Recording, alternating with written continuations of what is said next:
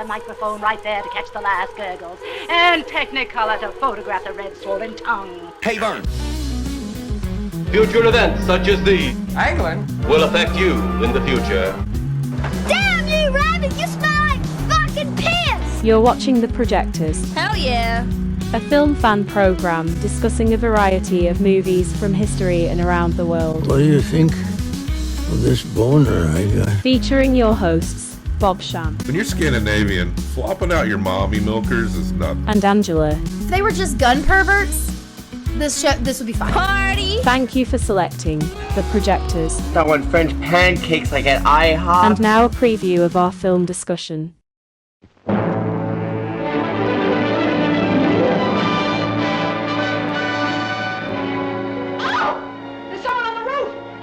And We're No Angels is the international comedy hit that's going to have you laughing like the devil. With Humphrey Bogart and his buddies as three wonderful and wacky fugitive convicts trying to break out of Devil's Island. They even have the bloodhounds confused because these three happy outlaws have talent. For instance, Bogart's a genius. He can sell anybody anything. Yes, that's better.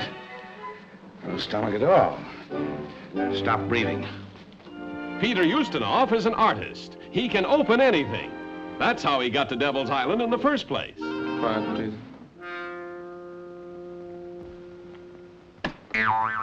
Aldo Ray is the lover. He can, well, maybe we'd better not go into that. You find me? That is, do I seem to you? Well, do I? I could go to jail for the way I feel. I wasn't there already. Beautiful Joan Bennett and Leo G. Carroll, the delightfully dim-witted topper of TV fame, just don't know what to make of their uninvited guest. If only they didn't trust us. Oh, it isn't fair. Here we are, three desperate criminals who'll stop at nothing to escape from Devil's Island, and we have to fall in with nice people. But not everybody's so nice. There's that bad man, Basil Rathbone, to complicate everything. Convicts, what are you doing here on Christmas Eve? We're the three wise men. And they really are. The three wise guys who have the solution to everybody's problem. Right in that little box.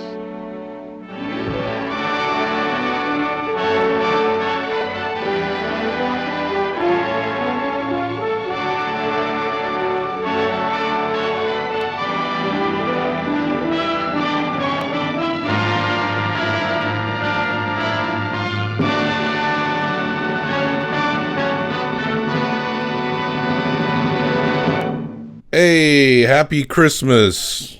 Happy Christmas. Merry Christmas. Happy holidays. Kwanzaa. Happy Hanukkah. Kwanzaa, Hanukkah, New Year's. Anything else that we don't know about? Yeah. Can't remember. Happy belated Thanksgiving again. Belated Thanksgiving.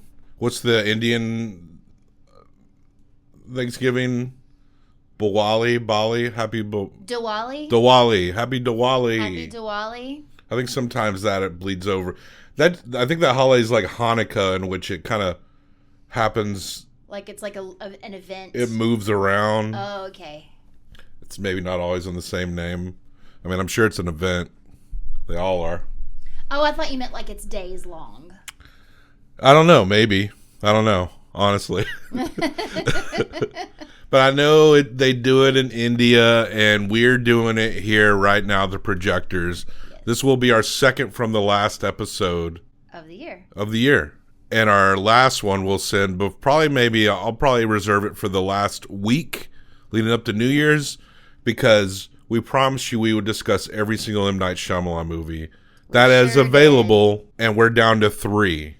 And they're probably going to be the best ones. Of all. The highest ranking. So we're going to top off. We're going to finish off. We're going to keep our promise. Every single available M. Night Shyamalan movie up to this point, we will discuss. And he's got one coming out next year with Nicholas Sparks. We're not doing this next year. This is this year, and we're almost done. But I think at the end of that episode, I will pick another director. For the following year, in which we will discuss all their movies.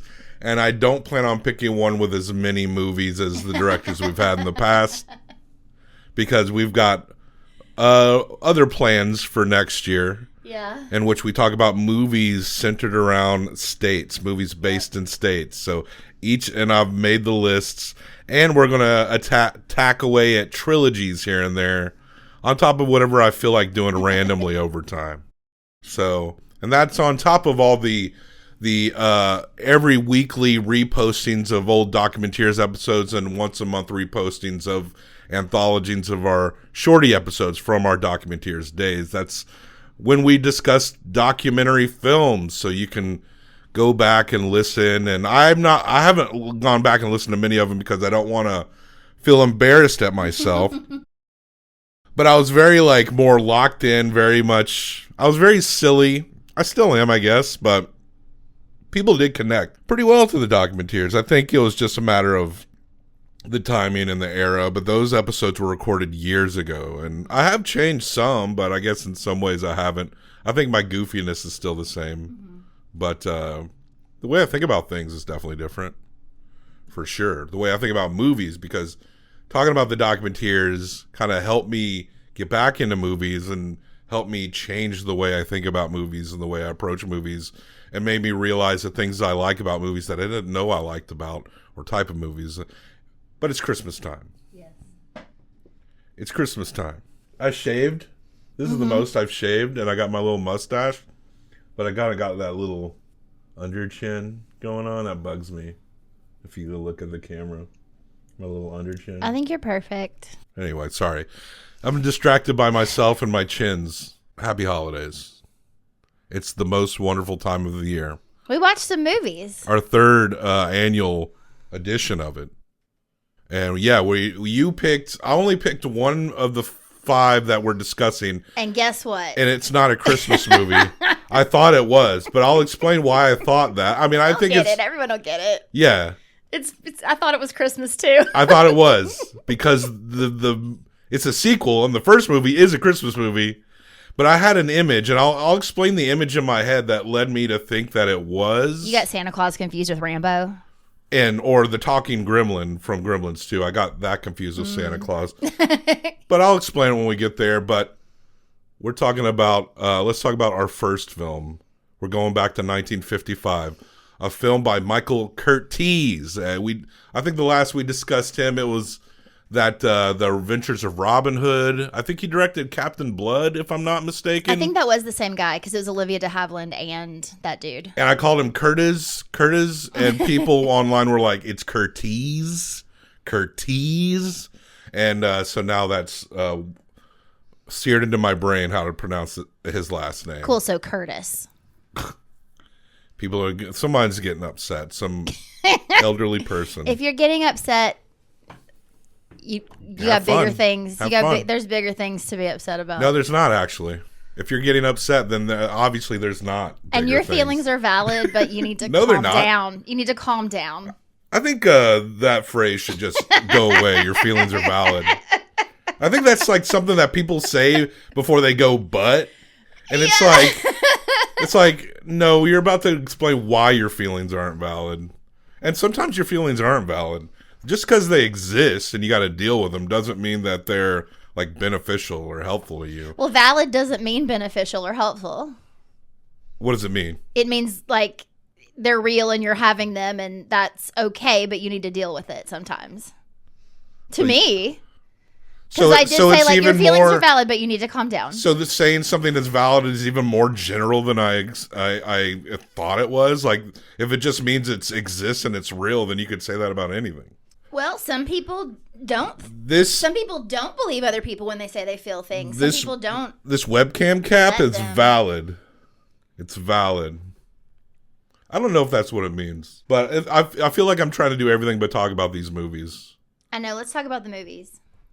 We're No Angels from 1955 by Michael Curtiz, written by Ranald McDougall, based on a novel by Albert Husson. Starring Humphrey Bogart, Aldo Ray, Peter Ustinov. Those are our criminal trio, as well as Joan Bennett, Basil Rathbone, who we saw he was in Captain Blood and also in The Mark of Zorro, which I love that movie. Great sword fight in that. He's in that sword fight. Yeah. Yeah, love him. Oh, that sword fight's one of the best in film history, opposite Tyrone Power. Mm-hmm. And yeah. Tyrone Power. He wasn't as bad a himbo as Errol Flynn was, but the Errol Flynn story, someone should make a movie, like a very straightforward, unapologetic movie about Errol Flynn, because that guy was wild. Ultimate himbo, especially the part where his dick gets taken off because it's like infested with warts. What? I'm pretty sure you told me this story, but yeah, he had such his dick was so diseased from STDs that when he died, you told me the coroner you told me this. Oh, well, that's the coroner took his dick off. I guess I forgot about this. But he also openly was like, I love fucking like 13, 14-year-olds. Yeah, when I don't remember that specifically, I'm sure I did tell it to you. But I was thinking you meant like he had to have it removed when he was still alive. You heard it on a podcast and you just said it to me, and then it was like in your ear and out like a lot of your stories. What are you looking at me like that for? Do you want to record alone tonight? No. Okay. But I'm explaining why you don't remember. Well, I tell you interesting facts, and yeah, sometimes I don't remember them. I'm not really like keeping tabs on the stars of yours penis locations. I mean, you hear about a story about Errol Flynn's post-mortem dick getting cut off and taped back on. I don't know how you could forget that shit. Maybe it was too upsetting for me. Maybe it was. My feelings are valid about this. They're happening and they exist, so we're no angels. I think we're in the 19th century here, and it's the town of Cayenne on the French-owned colonized island of Devil's Island, and we have Humphrey Bogart as Joe the Thief, and his two companions, Aldo Ray as the murderer Albert, who has a pet viper named Adolf, and Peter Ustinov as Jules, and he's also a murderer. So, but he's a cutie sweetie. Peter, these are the nicest murderers. He's a cutie sweetie murderer. Peter Ustinov kind of has that Charles Lofton energy. Yes. And Aldo Ray, second bill here. I don't know much about him, but it was kind of presented as you had this idea, and then I remember watching a movie from the Hays Code that maybe he's going to hook up with the daughter. I mean, he wanted to, but she's a good Christian girl. But there's a class distinction in this movie, for sure. Like, nah, you're just a criminal. I mean, he is wanted. He is a wanted fugitive. That might make it hard to have a normal relationship. Well, and she becomes friends with them, and she's very even affectionate towards all of them. She loves them all, but yeah, it's very much like these are her big brothers. And so there's a general store that's losing money, ran by Felix Ducotel, and he lives there on this French colony island in the Caribbean somewhere with his daughter and wife. And the property and the building is owned by Andrew Trochard, who's played by Basil Rathbone. He's this real hoity-toity lord type, I guess. I'm gonna need you to introduce the wife, please. Star of Dark Shadows, the 1960s and 70s. Is it Joan Bennett? That is an extremely handsome woman. Extremely. I believe I'm going to think about her before I go to sleep tonight. If anybody thinks about her, it's going to be me. Is it Joan Bennett? Joan Bennett, yes. Yes. Joan Bennett is great. I love her. Because she's in the show you like. I love her in Dark Shadows. I'm watching Dark Shadows. She's in Dark Shadows. It's a lot. I've seen 60 episodes. No vampires yet, but I'm going to get there. It's going to happen. So these three dudes, Joe, Albert, and Jules, are escaped convicts. And we learn at the end of the movie that the place they escaped from is like on the hill. And we knew that because I mean, I guess they wouldn't have swam from another island. Everybody there looks like prisoners also. That's why it doesn't matter that they're in their prisoner clothes, because the three of them escaped, but the island is made up of former convicts. Prisoners. Yeah, dudes have they've been released, but where are they going to go? It's like a mini Australia. They have a plan. They go into Ducotel's store, and they have a plan to rob him in the night, but they're going to talk themselves into being handyman, and Dakota is like a very kind of easygoing, easy to fool kind of guy. He's just a nice guy, which seems like that might be detrimental when you live in a place where you're surrounded by con men and fugitives. He's the guy in the comedy who's a bit bumbling because he is concerned about not having enough money. So he's not really making good decisions because he's afraid everything's going to fall apart. So if these guys are like, oh, we'll fix your roof for free, he has to say yes. And I love this part of the movie because they go up on the roof and they're fixing the roof.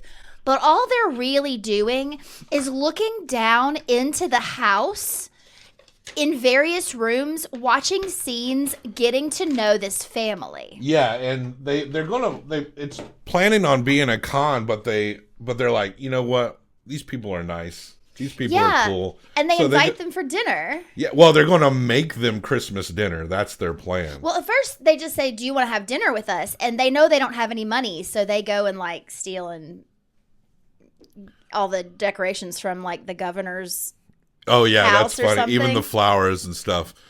This movie is very much what do you call it? Like what a farce, a romp, or yeah.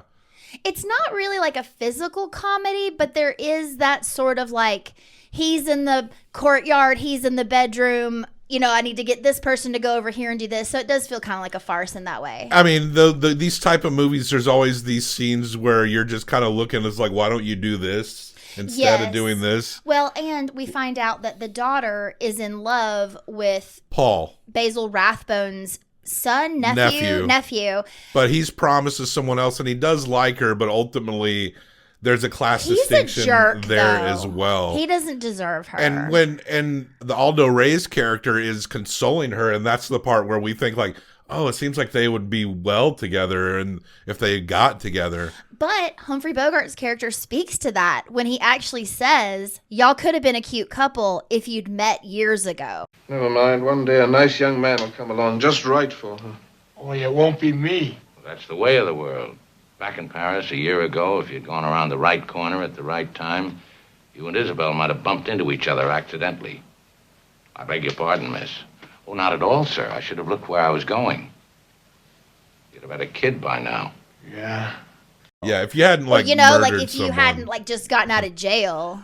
So it's con artistry for a good cause, raising money for the family. And one thing Humphrey Bogart, easily one of the biggest American actors of all time, but I don't feel like he's very much in this trio. Like he's not over. Like if you love Humphrey Bogart, he's bright and shiny anytime you see him.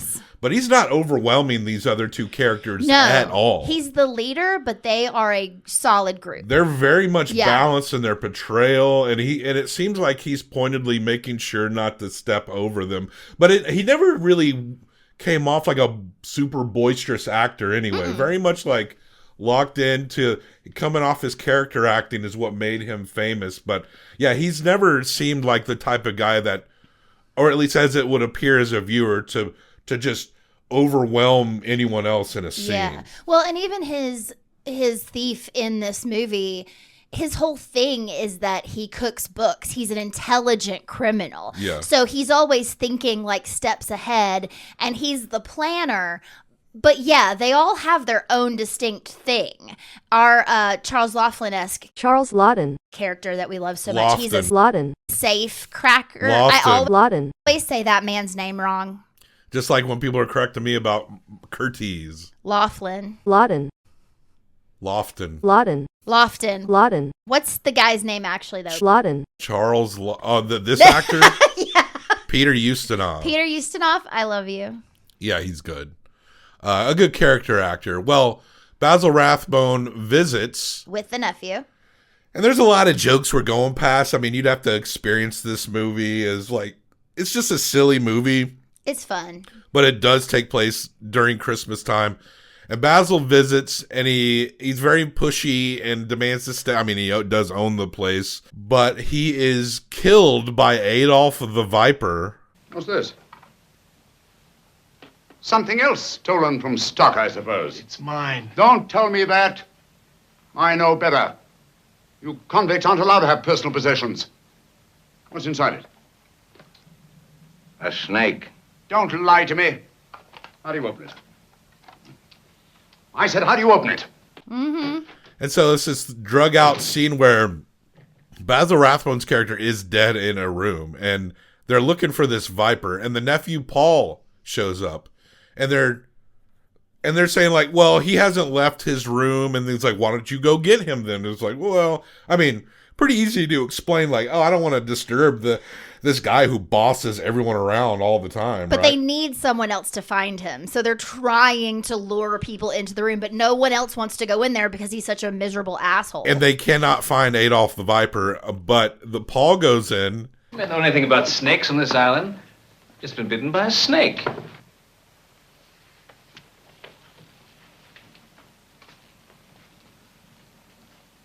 A little snake, about this big. Yeah? All different colors, like a pretty bracelet? Uh-huh. You can hardly feel it because it was so quick. Yeah. And apparently Paul stuck his hands in his uncle's pocket, and that's where the viper was hidden. And that just explains Paul's entire character. And then Paul died. Sticking his hand in a dead man's pocket. This guy, I really cannot explain how shitty this character is. There's a moment where the three guys actually try to help the girl out and set it up so that he meets her, but Humphrey Bogart again is 3 steps ahead. So he knows that this guy is an asshole, but that the girl needs to know that for herself. And she does. But she gets to they actually lie to her and say that Paul did love her. And so she gets to kind of mourn this lost love as opposed to be rejected. The scene is pretty funny when they're dying, when people are dying of snake bites. I was laughing at this. And also, like, everyone is an accomplice to murder here. Even though they didn't directly do it, there is some kind of indirect manslaughter, at least, with everyone involved. And I can't remember what they do with the bodies or how they hide them. I forget that part. But there is a point where, you know, even though they did all this stuff, that the three guys have this conversation, how they were still, even though they were being nice to them and liked them, they still had a plot to kind of rob them. Yeah. But then they reveal that later, and then they're like, you know what, we can't. And then they actually are like, maybe we should just turn ourselves in. But first they get all dressed up in really super nice clothes. That is the one thing that they take, because they take like full outfits from the store. It took them the whole movie to dress out of like escape prison garb. Yeah, but then they decided like, well, we could leave, but we could also go back. Well, they say we can turn ourselves in because not long before this part, Humphrey Bogart's character says the line of the title of the movie, like, "We're no angels," you know? And when they're trying to explain their position, and even though they've connected with this family, they have this understanding that they love these people, but they're not really these people. It's not like they can stay and be part of this family, and what else do they have? So they're going to turn themselves in, which seems like, I don't know, you've gone this far, don't do it. So I was like, at the screen, like, don't do it. But then things don't work out right, do it all over again next year. Halos appear over their head as they're walking away to turn themselves in. And a tiny halo appears over the box with the viper in it. Adolf is also an angel. And then, so then they go to walk back. I would like to give this movie a 4.5. Holy shit, really? Okay, I was like a 3.25. You're like, this is like, I thought it was delightful. I mean, it is a nice movie, but like, it is like a little. Was delighted. Very delighted. The entire time. All right, well, I give it a 3.25, which I think is a 7.7. A solid score for a good movie. Like, we'll do 7.5, whatever that is. What? Wait, what did I say? What? You don't even remember what you just said? I said 4.5. Yeah, that's what you said. Plus 3.25, which 7.75. 7.75. Well, yeah, and I was, okay. That's it, 7.75. Set free your imagination and come with us. Sylvester? All right, boys, open the curtains.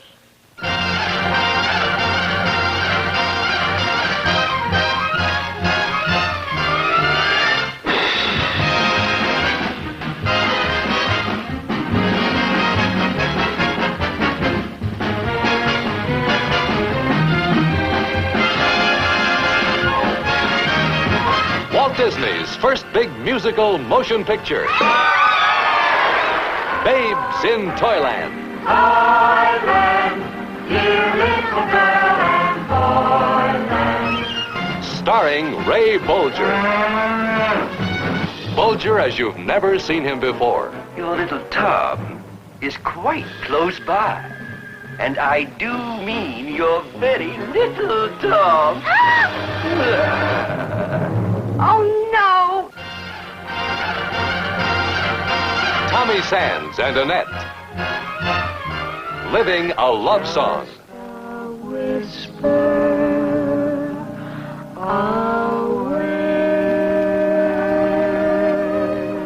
Hilarious Ed Wynn. With amazing Tommy Kirk.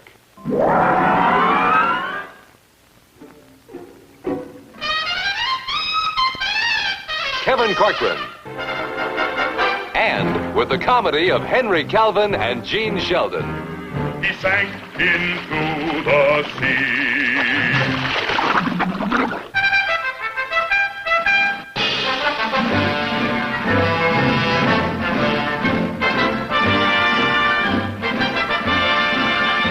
Give him a broadside! Walt Disney's Babes in Toyland. Revealing an exciting new world where anything can happen. And does.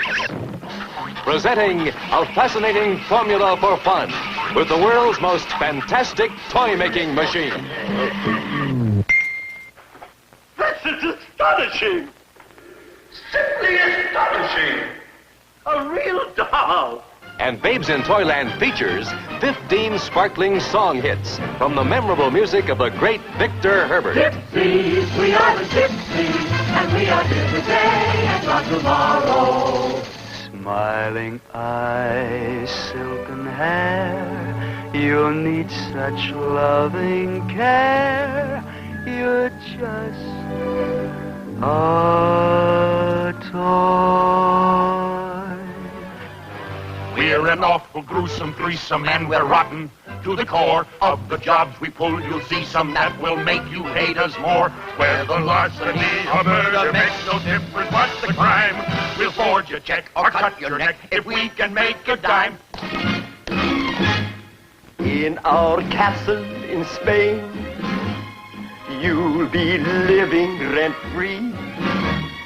Every capital gain you'll share with me. Put down beans and cross out cake. Let me see. Oh dear me, what a job to undertake. Milk plus bread, oh my head. Add, subtract, and multiply till you're overcome. This is much too hard for us. We can't do the sum. Lemonade, let's have a lemonade. Fill your cup and join us in the grand parade. Toyland, Toyland, we're on our way to Toyland.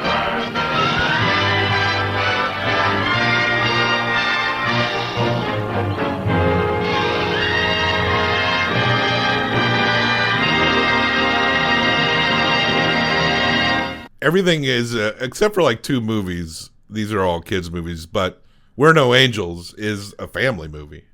But on to the next one that is a Christmassy thing based on a operetta from Germany. And there's been like multiple versions of this story, but the one we're talking about is the Disney version from 1961. We're talking about the movie Babes in Toyland from 1961, directed by Jack Donahue.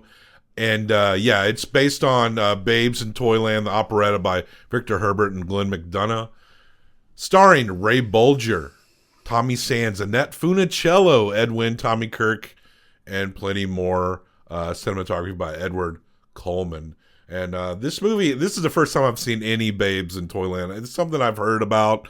I think there was one in the 80s. I think Keanu Reeves was in it. In the, like late 80s, early 90s. This is the one I watched when I was a kid. The 1960s one. It's a live action Disney musical, and this is with Annette Funicello as Mary, and they live in storybook land, Mother Goose land, where people are singing and dancing. Like there is a Mother Goose with a puppet goose. Yeah.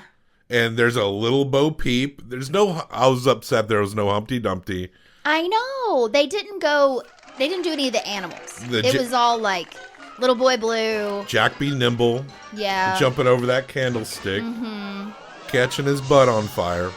Yep. Funicello's overall look, like, she definitely looked like a Disney princess of that time. Like, even the shape of her face, almost like this.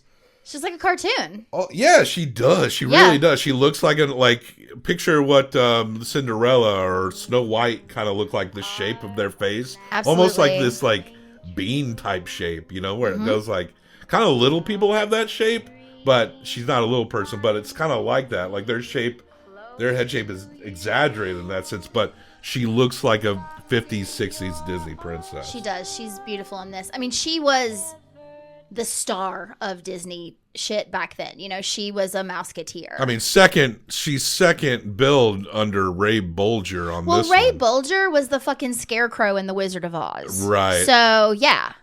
And he's a big deal. Good job not being dead by this point, Ray, after the horrible things that happened to everyone involving The Wizard of Oz.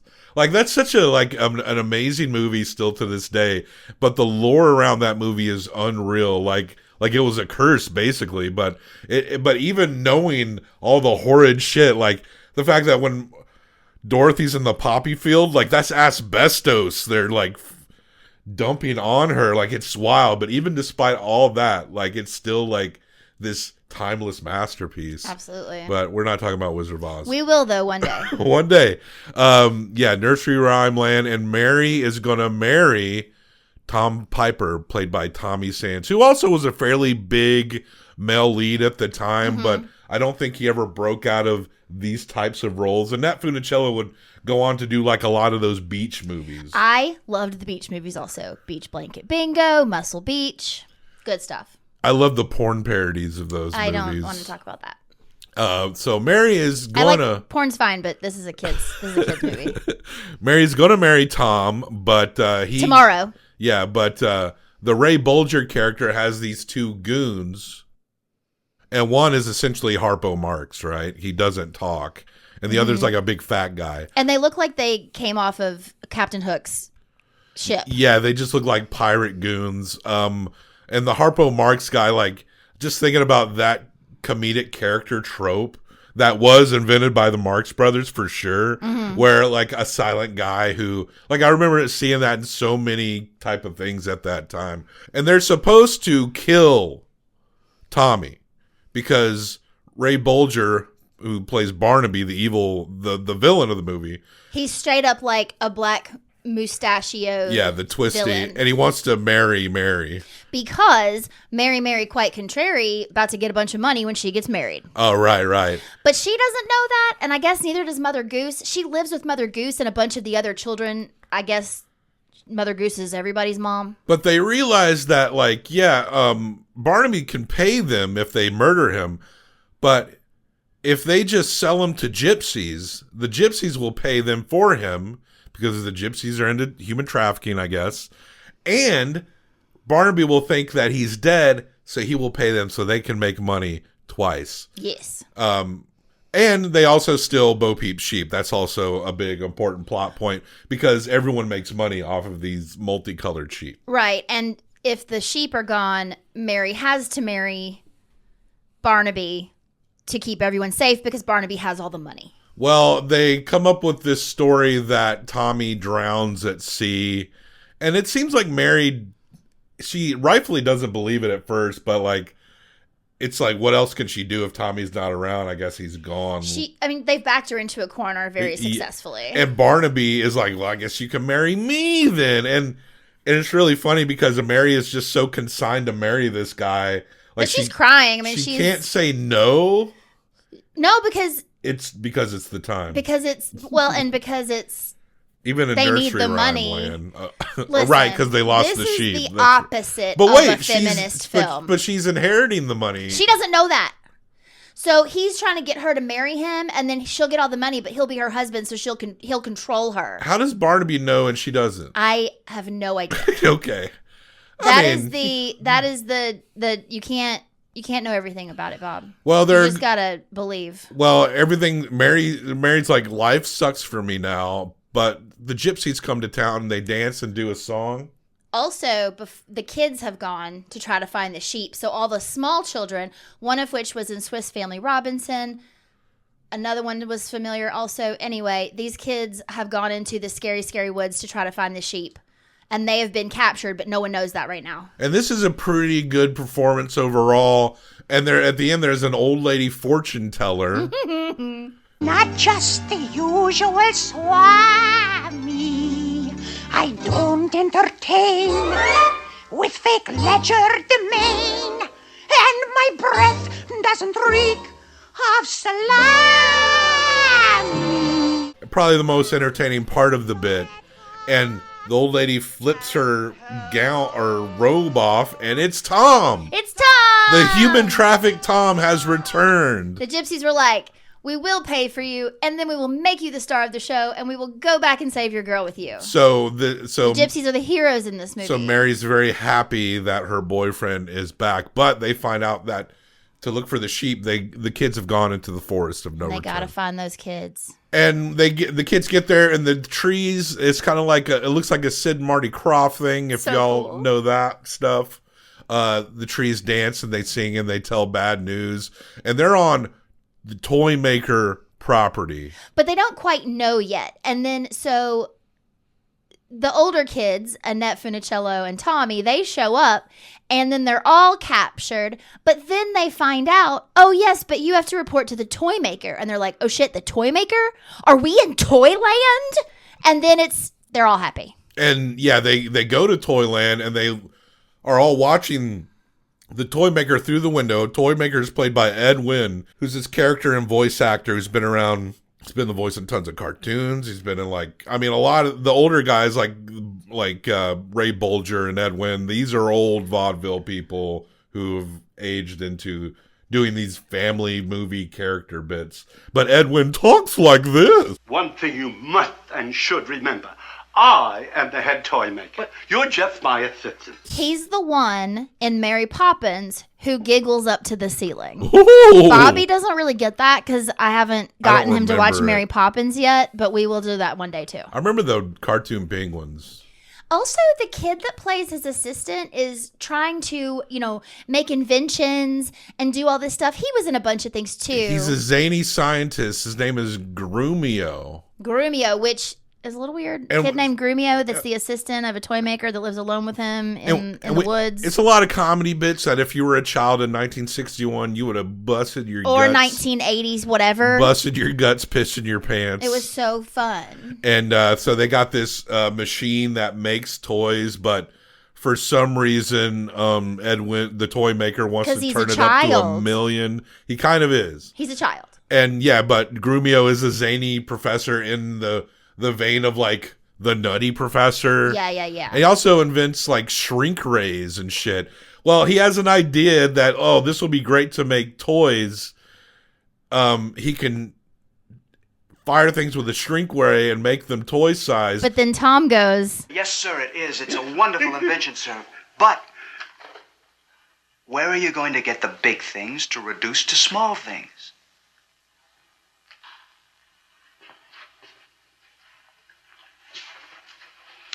Where are we going to get the big things to reduce to small things?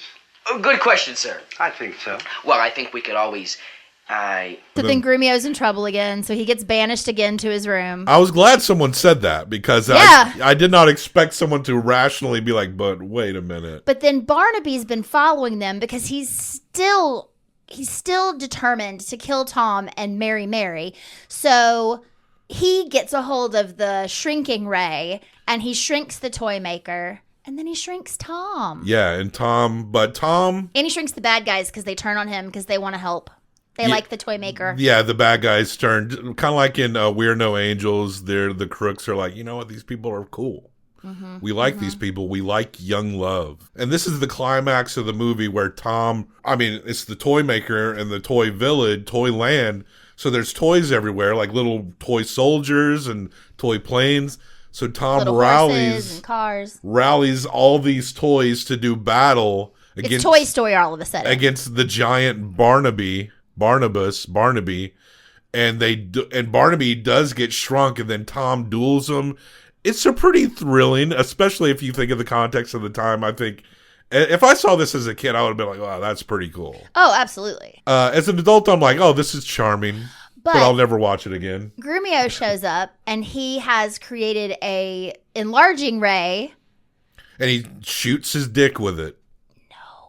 He makes Tom a whole man again. He makes a whole man. And the kids slept through all of this, by the way. Also, have to go back. I already said this is the opposite of a feminist movie. There is a song that Tom sings to Mary. One of the most memorable songs, I'd say. Before all of the crazy happens, when they're alone in the toy shop cleaning up and everyone else has gone to bed. And he starts singing to her about how she's his perfect toy. He will say in a whimsical way, you're just a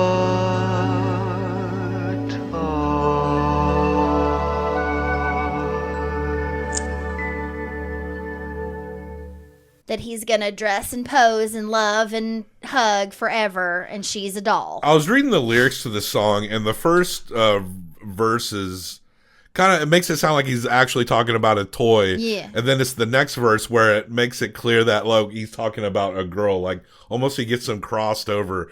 I get what they're trying to say. Like, they're kind of trying to say that you're more than just a toy.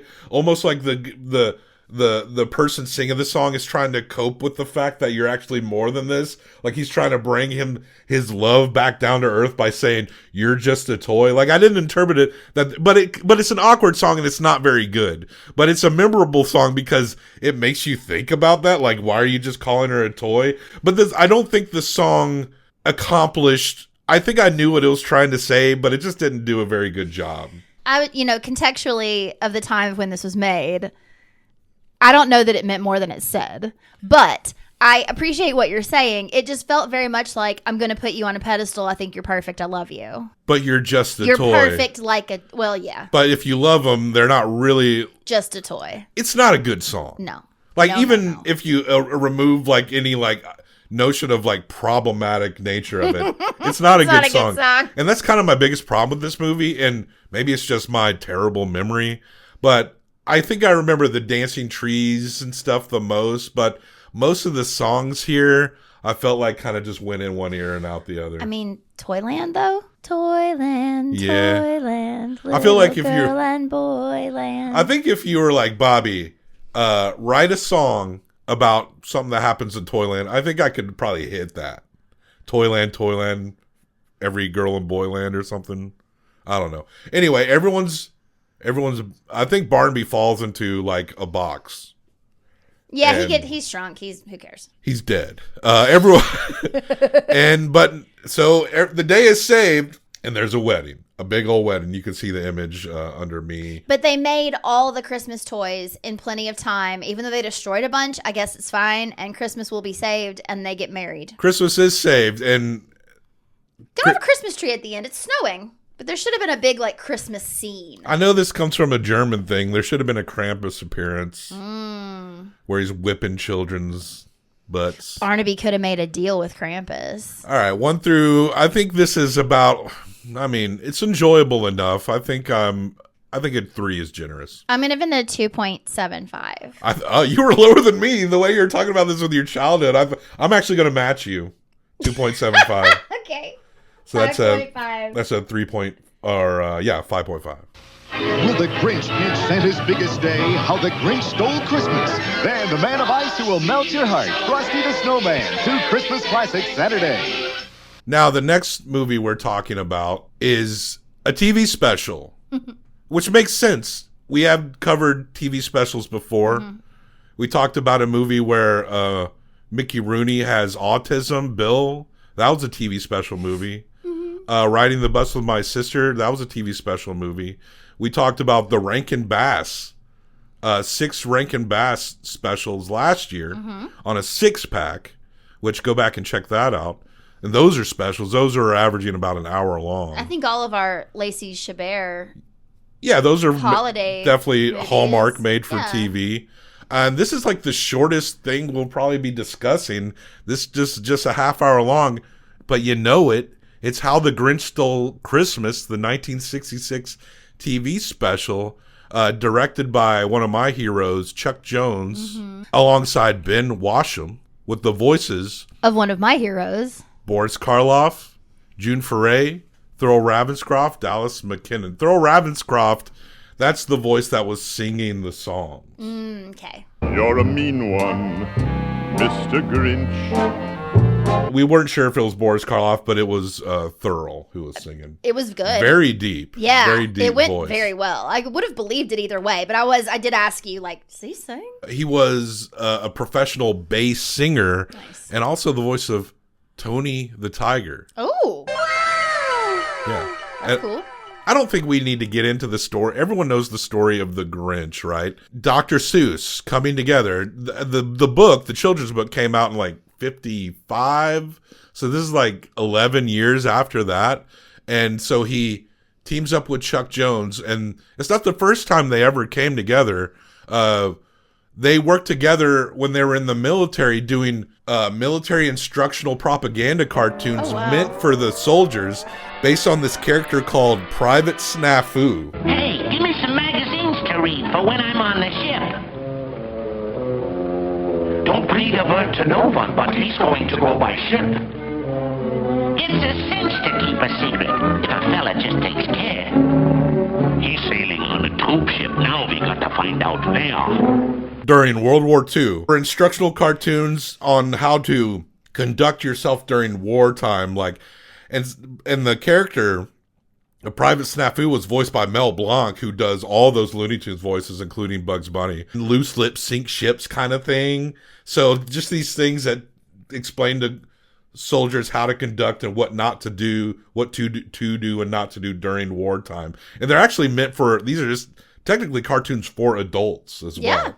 I mean, snafu means like something fucked up. Yeah, you made a mistake, you made a snafu. That's interesting. They already had that history together. And Chuck Jones, of course, did tons of Looney Tunes cartoons. My favorite of the classic Looney Tunes animators. But I admit, when I was sitting here watching this, I mean, this is something I watched a lot as a kid. Maybe, I mean, you could probably put this up. Only the Charlie Brown Christmas special or maybe Rudolph even approach the prolific nature of how big. This might be the biggest Christmas TV special ever. Yeah. It's hard to say which one. It's either Charlie Brown or Rudolph is bigger. But Grinch is up there. And considering how the Grinch is maintained going forward in life, you know, he's popping off this Christmas. I think even like Peanuts characters have kind of toned down slightly as we've gotten older, they've been around forever. But the Grinch, now people are actually dressed. Some families are dressing up as the Grinch, and you see it online where people make videos of have a family member dressing up as the Grinch, busting into the house and stealing the presents. And then the kids like freaking out, or the kids trying to fight the Grinch. Like the Grinch has kind of become the American Krampus. Yeah. For a lot of people. And it's really cool to see how it's just been, this Dr. Seuss character has just been incorporated deeper into our culture, even when he seemed pretty big and relevant, at least around the holidays when we were younger. Well, and then in the 90s, there was the Jim Carrey movie. I think that was early 2000s. You know, it had a resurgence then, and that is what it is. I don't care for it. This cartoon is Have you seen perfect. That? Have you seen the... Once a long time ago, when it first happened. So, I mean, I probably agree. I probably am not that enthralled with the movie either, but it has a baby Grinch in that movie. Yes. I'm going to throw that up on the screen. And I don't know. I remember that being cute. It's worthy for that reason. Apparently, and Illumination Studios did a Grinch movie a few years ago as well. Okay. So, but we're in our 40s, so we didn't go watch it. But the Grinch Who Stole Christmas, you know the story. He's mad at the town, and he wants to go steal Christmas. He wants to ruin their day because they don't. He doesn't want to hear them sing. They're too happy. They're eating their roast beasts, and he's like, "Fuck that!" And there's a cute little girl, and then he steals all their shit. And there's a dog that is abused, but very comical. When he takes all their stuff, he's shocked when Whoville comes out and they still sing Abu Dore or whatever. Mm-hmm. And I kind of remembered the animation level being maybe a little better in my head than what we actually saw. Because I kind of forgot it was a TV special. I thought, but that's not to say it's bad. I think actually for a TV special, at least one you might get within the last 30, 40 years, this is quality, because the thing that is amazing about the cartooning approach is the expressions. Mm-hmm. And the expression of the Grinch. You could see like above my head here. It's so good. That thing where the Grinch smiles. Like, I love that. He curls his little antennas. And as much as, like, you know, I misremembered the quality of the animation, the way the Grinch is animated, himself is actually really great. Mm-hmm. And he is a great character. And I would argue that the fact that he is not nice to that dog, but the fact that he does have that dog, it seems like there was just the buddies. Tiniest little bit of heart. Yeah. You know, they said it was so very small. It just had room for that one dog, but he couldn't even be nice to him. But then it grew 10 times. The dog is like in Babes in Toyland, the goon character who doesn't talk. The dog is essentially he's like a sidekick. The dog is essentially kind of more of a sidekick than a pet, but he doesn't talk, he doesn't speak, so it looks like he's just being drugged into all these situations. Yeah, we all know the Grinch. And the Grinch, did you know that Grinch has a Halloween special called Halloween is Grinch Night? No one ever talks about it, but it did win a daytime Emmy. I think it came out in the 70s. Okay, I would like to see that. It probably isn't as good as this, and that's why you don't hear about it. It's surprising how much more Grinch stuff there has been when you... Like, it seems like they've really tried to capitalize on the Grinch over the years, and I think the Jim Carrey movie was a big hit. But other than that, that's probably the only time it really peaked after this point. And I think the Jim Carrey movie does deserve a lot of credit for keeping him in the zeitgeist and maybe even pushing him into the cultural fabric of the American Christmas that we know today. But if I were going to rate How the Grinch Stole Christmas, it is a classic. It is and it's still funny, and it is still heartwarming. I think I'm going a 4.25. Oh, wow. Okay. Yes. Solid 4. So an 8.25 for How the Grinch Stole Christmas. And Baby Grinch from the movie would actually automatically gets at least a half a point. So whatever that score ends up being, add a Baby Grinch. If we had a baby cartoon Grinch here, it'd be a 5. Remember the last time we told you not to feed them after midnight? We told you to keep them away from the light. And the most important warning of all, we told you to never, ever get them wet. You didn't listen.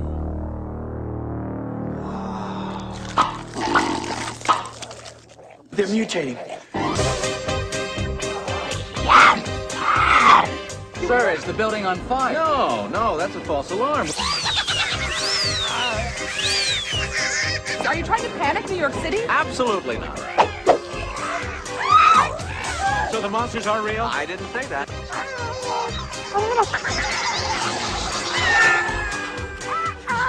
Gremlins 2. The new batch. Now, was that civilized? No, clearly not. Fun, but in no sense civilized.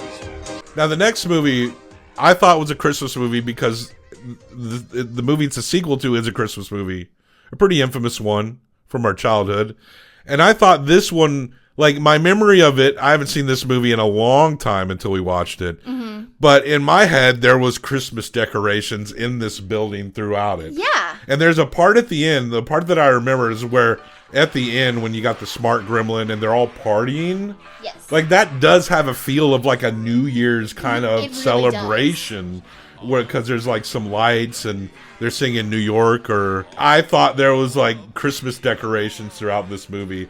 But we were like 3/4 through this movie until I was like, there's no Christmas things here at all. It actually looks like it's in like the spring or autumn or some shit. I really loved when Phoebe Cates started to go off on another like very tragic monologue about Abe Lincoln. You'll remember in the first Gremlins movie where Phoebe Cates explains why she doesn't like Christmas, and it's because her dad died in a chimney pretending to be Santa Claus. I wish when I was trying to be an actress in like college that I had pulled that as a monologue to do. I think it would be really great. They do a callback to that scene in this movie because apparently it's close to President's Day or something. So I don't remember why it comes I don't know why. They were talking about Lincoln. I was 6 or 7, and I remember I had the day off from school, and Mom had let me go to the park. She made me a peanut butter and jelly sandwich. I was going through that peanut butter and jelly sandwich phase, and this man with this beard and a hat looked just like Abe Lincoln. Honey, I really don't think Except we've for got the time for raincoat. this now, you know? I remember, God, he said, hello, little girl. Honey, come on. Like Joe Dante and the writer of this movie, Charles Haas, are specifically making fun of the scene in the first movie. It was a man in the park with a top hat. That's so I right. think she was about to get molested in She was about to tell a story about... in this monologue, and they were just like, we can't talk about this right now. Like, it was dark. We're talking about the non-Christmas movie Gremlins 2, The New Batch from 1990. This marks our fourth Joe Dante film. Gremlins, The Howling, and The Burbs. Those are our previous three. Some of the best. Joe Dante is one of the most purely fun directors out there. And I think one thing I love about Joe Dante is not only his pure sense of fun, especially this movie, there's a lot of commentary going on about a lot of things. And one of which is, we talked about this during RoboCop, about how so prescient that movie is in terms of how it represents techno-mediocrity. In this movie, there's a building that is supposed to be this super techie, state-of-the-art building. Think of something like the World Trade Center, but in one building. And where everything is supposed to be the most high-tech, but everything in this building like barely works. Everything is just sucks, and like nothing is functioning as it's supposed to be, as everything is claiming to be. You remember Mr. Wing, who had Gizmo, the Mogwai, who came back and got him. Well, they want to buy Mr. Wing out of his old Oriental Chinaman shop, stereotypical Chinaman shop. He won't sell. But Mr. Wing won't budge, but he's also sick and he does die. It jumps time and he's dead. And it looks like they get the building anyway. But Billy and Kate, Zach Galligan and Phoebe Cates, they're in New York. They live together, and they're trying to make it in the hustle and bustle of the big city. And they both work in this big building. He's in the art department, and she gives tours. And, of course, it's a Joe Dante movie, so Mr. Futterman, who's played by Dick Miller, who appears in all the Joe Dante movies, he's come to visit New York and visit Billy with his wife.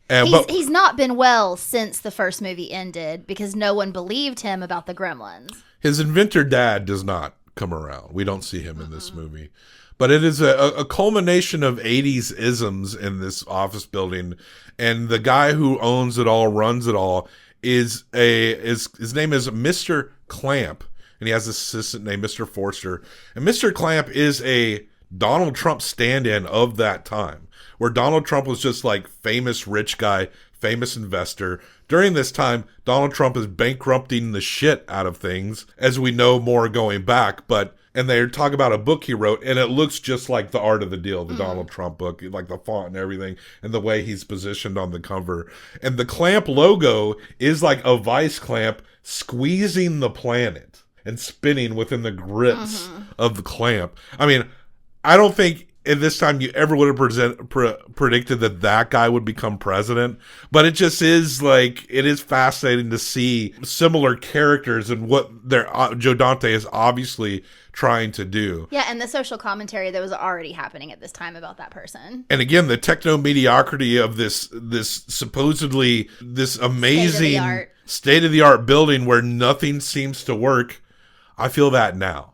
In this time where technology is just growing and growing, but like shit just seems so half-assed. Like, I really felt this movie in a lot of ways. Like, this movie is, I'm not sure. I can't remember what I gave the first Gremlins movie. It's a movie I like a lot, but for all the like strangeness and flaws that this movie has, like this movie is more ridiculous in a lot of ways. Yeah, we're breaking the fourth wall constantly. I mean, they literally had a Key and Peele sketch where they had this character. Hi, y'all. My name is Star Magic Jackson Jr.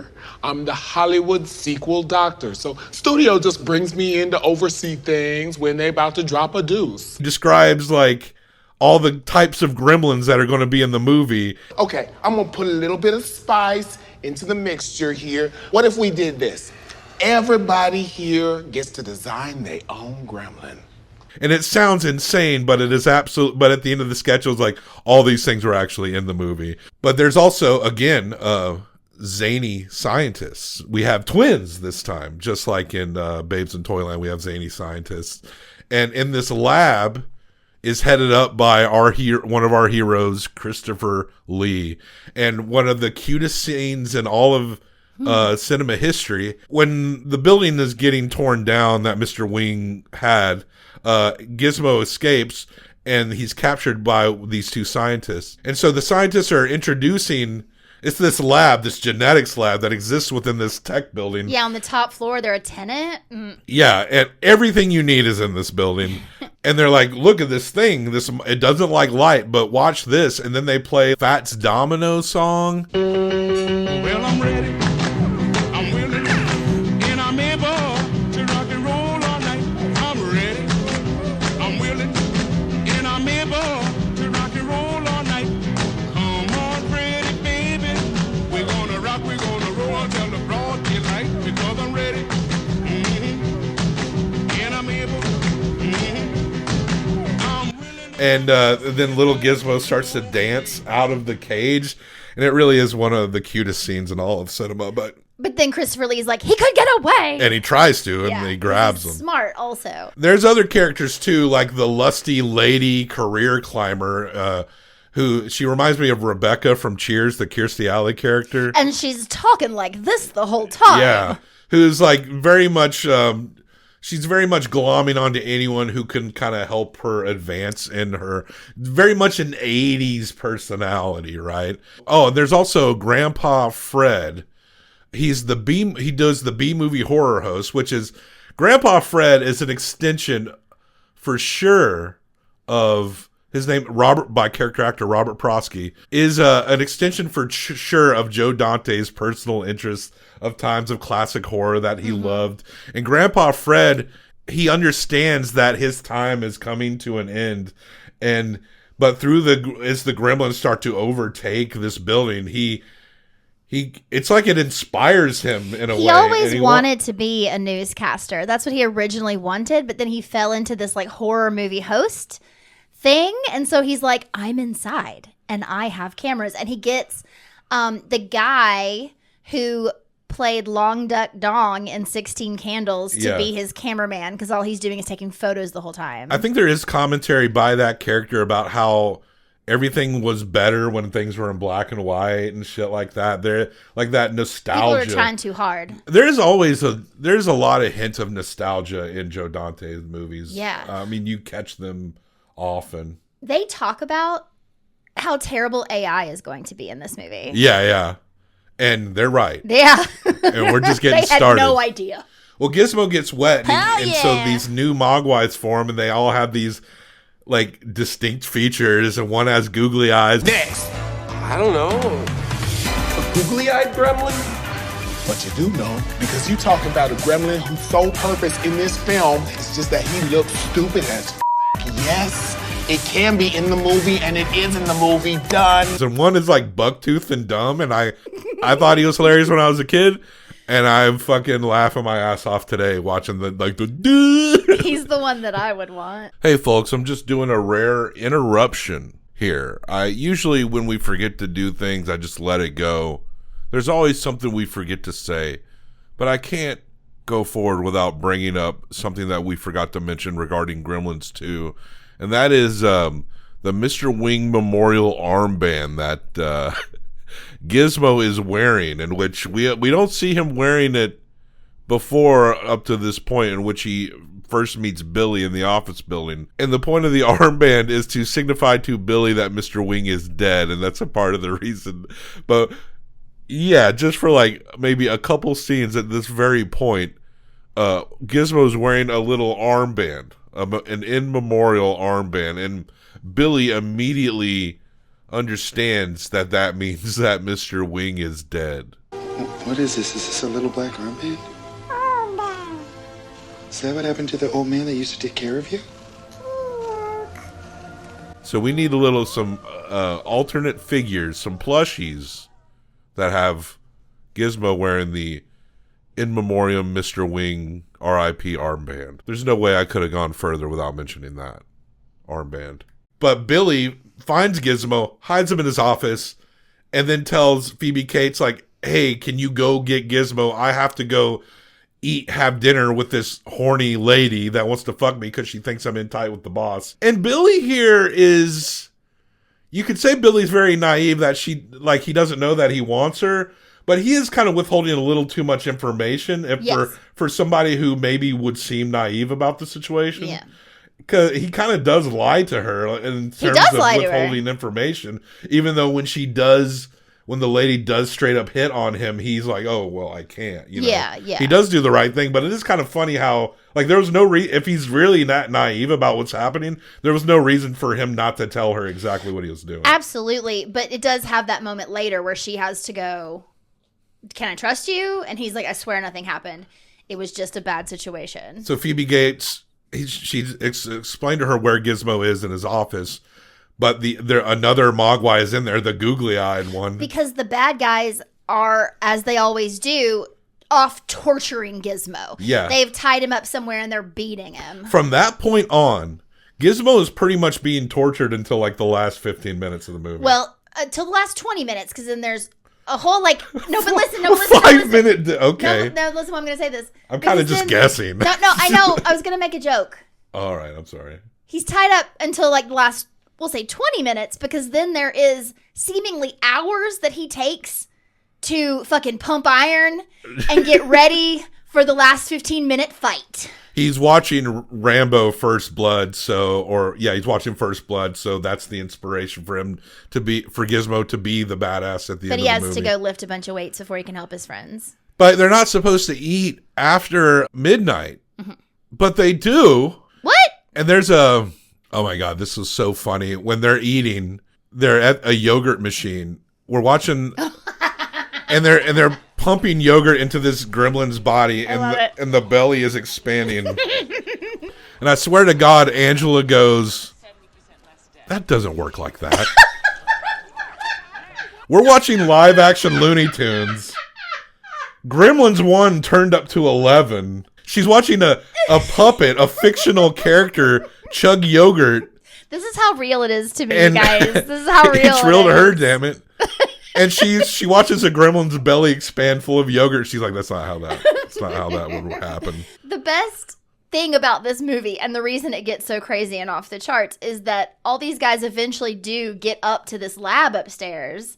And what they're doing in this lab is injecting different animals with different traits and like quote unquote powers or different animals to see what happens if you say, inject the DNA of a bat into a mouse. Like what happens? So they have the DNA of a bat. And there's a bat gremlin. Next! What about a bat gremlin? You mean a gremlin with leathery wings just flying around, flip-flopping, bust through a wall, make a perfect bat symbol in the wall, get outside, get in some wet concrete, jump up on a building and just dry in place like a gargoyle gremlin? We are cooking with gas now. I love it. It's in the movie. Again, the Key and Peele sketch really breaks this down perfectly. So much. Next. What about a spider gremlin? You mean a gremlin with 8 legs and a thorax just catching pretty ladies in a web in an office building? Oh my God, it's in the movie. I love it. Play that part. And at the end, the character in the Key and Peele sketch is like, I'm gonna throw in a gremlin myself. Vegetable gremlin, just write it up. I'm having so much fun, thank you. It's all gonna be in the actual film.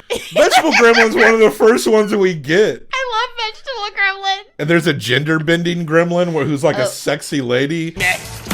Could there be a female gremlin? Just lipstick, boobies, You have me in Little Gremlin but JJ. I love it so much that it's not only in the movie, but it's definitely in the movie. There's no backseats on that one, no penny taxis. Yes, in the movie. Done. That's why we need a woman in the writer's room.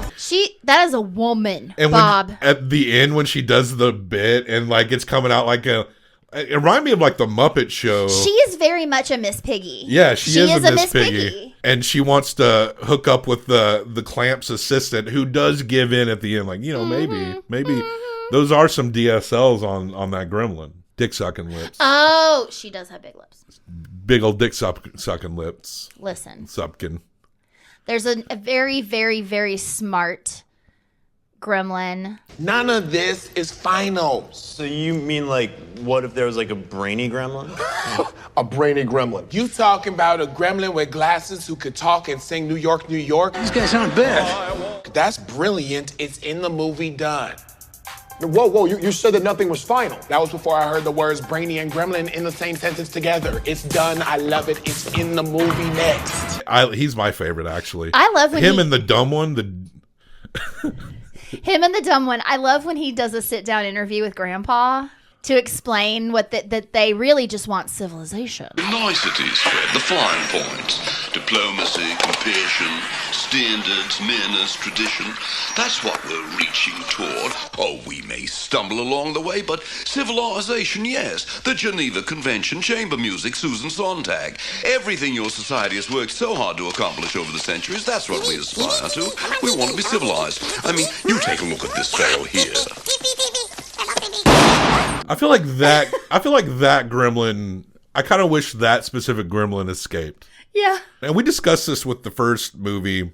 You do kind of see nostalgia products on the shelves. Like, I saw some Gizmo toys at like a Five Below recently. We got a Gizmo for our little cousin like 2 years ago. And she loves it. And they had to pull the batteries out of it because it was making her parents crazy. But it is kind of surprising that we haven't just been inundated with Gremlin stuff even to this day, considering all the stuff that's been like thrown back at us. But, well, in a way, because like Furbies, yeah, and even these new like Labubus, I feel like that all comes from the same place of like wanting this little cute guy like Gizmo, like a Monchichi, like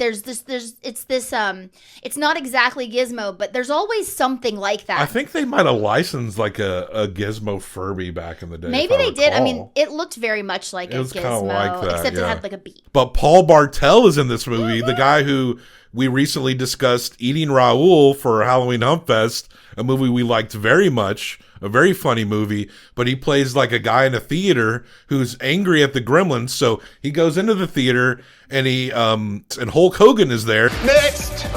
Can we put the Hulkster in it? What?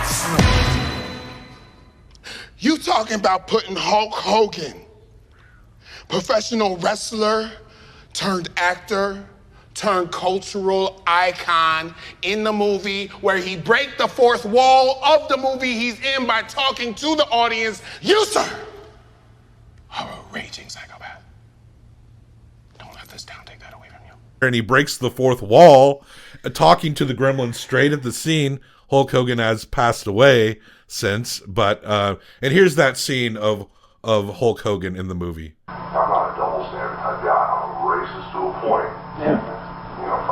Then when it comes to nice people. I apologize. That's the scene of him saying the N-word. This is the scene of Hulk Hogan in Gremlins 2. Okay, you guys, listen up. People pay good money to see this movie. When they go out to a theater, they want cold sodas, hot popcorn, and no monsters in the projection booth. Do I have to come up there myself? Do you think the Grimsters can stand up to the Hulkster?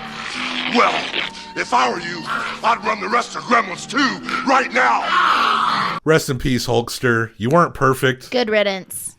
You weren't perfect. You were way less perfect than me. It's just a riddance. He's gone. Yeah. Goodbye.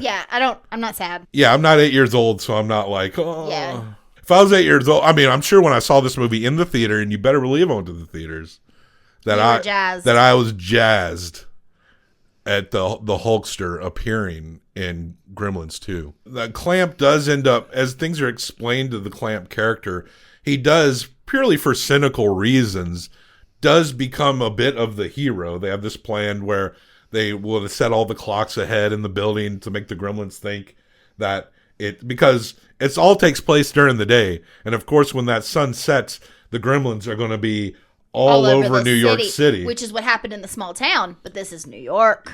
I mean, there should be like a dystopian film, a Gremlins 3, where pretty much the entire northeast of the U.S. is like Gremlins infested, when we're like holding the line and like a wall in West Virginia, keeping them from going in. You know, I think that'd be cool. But I don't know if that idea is funny. You know, the Gremlins ultimately have to be funny. That's the most important thing about the Gremlins. And it might be hard to do that if you go full dystopian. But the implications of the Gremlins, you can't help but have dystopian thoughts when you see exactly what they're capable of and what they can do. So in the lobby, it's all windows instead of walls. And so he covers them from the outside so he can be the hero. And they have a time when they're supposed to get everybody into the lobby, like all the Gremlins come into the lobby. There's like hundreds of them, and they're ready to go outside. And they're having a party. But then storm clouds roll in. I know. And this is crazy. So they have to do something else. And Billy does this with Mr. Futterman's help. Earlier in the movie, a Gremlin drank a potion that turned him into Electric Gremlin. What about you, Silver Fox? Electricity Gremlin? You just said noun and gremlin, like you playing Madden. You just like a child. You have the brain of a child. You do not have a high IQ, but you haphazardly came up with a gremlin that's just made out of bolts that is zigzagging all over the room and is done completely in animation. You a crazy person, and your idea's in the movie. Done. And he's been on hold in the boss's office for a while. He gets zapped into the phone system, and he's stuck on hold. And so Billy has a plan. Turn on the sprinklers, soak all the Gremlins that are in the lobby. Futterman has to do the...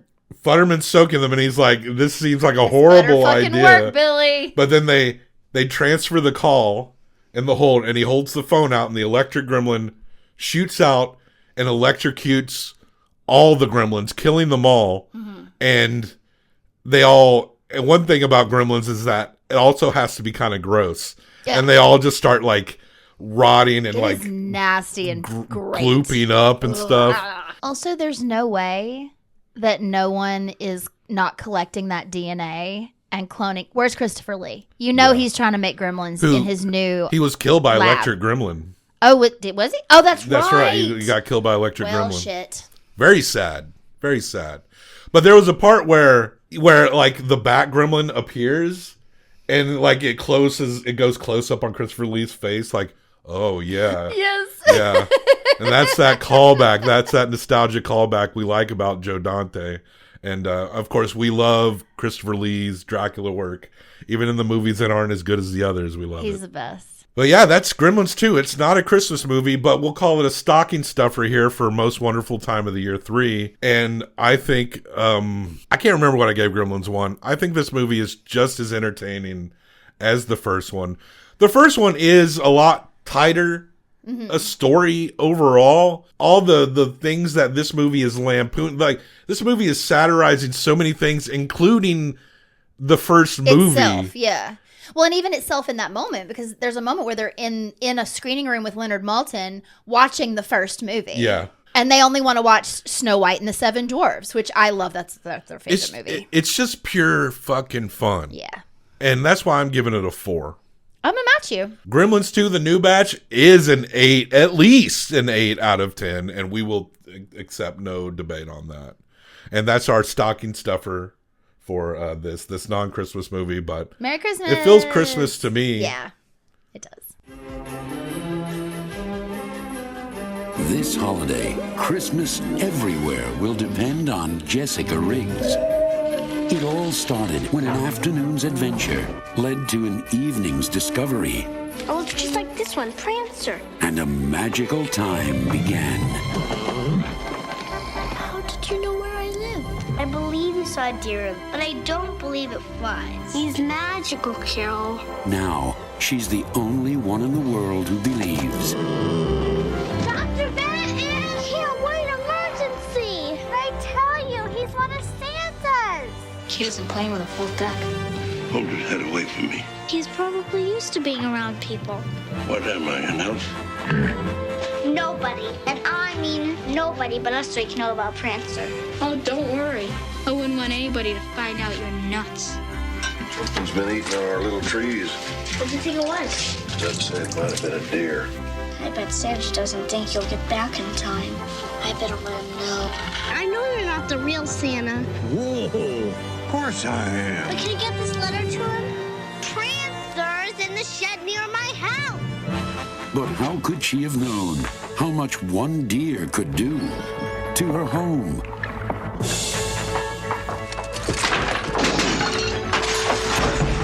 Her town.